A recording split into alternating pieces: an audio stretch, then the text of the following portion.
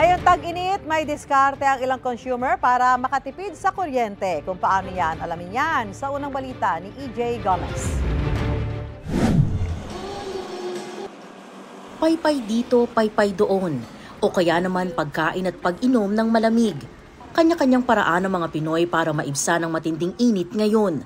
Di na rin maiwasan ng ilan ang magdamagang aircon at electric fan.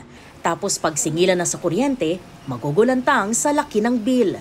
Ang pamilya ni Annalisa, prepaid kuryente ang diskarte para raw mabudget ang konsumo. Sa kada 100 pesos na kuryente load o K-load, may kuryente ang kanyang buong bahay ng 8 to 12 hours. Aircon, ref, electric fan, rice cooker at washing machine daw ang appliances na arawang kumukonsumo ng kuryente sa kanilang bahay. Ang kagandahan lang ng K-load, nakakaligtas kami sa brownout, tapos pagka na in case na na-shutdown kami, agad na naibabalik agad yung electricity pagka-load mo lang within a minute. Nasa 3 hanggang 5,000 piso ang sumatotal na nagagastos ni Annalisa sa kuryente kada buwan. Ayon sa Meralco, sa katapusan ng 2023, nasa 97,000 ang K-load users, 1% ng 7.8 million customers nito. 2013 sinimula ng programa bilang isang option ng mga customer, lalo na yung mga walang kakayahan na magpakabit ng sariling linya ng kuryente at magkaroon ng buwanang bayarin. Based sa mga service na ginawa namin to measure customer satisfaction, marami rin naman na currently under this program na satisfied. Si Marites na postpaid Meralco customer, lagi raw nai-stress sa Meralco bill na umaabot sa 6,000 o higit pa.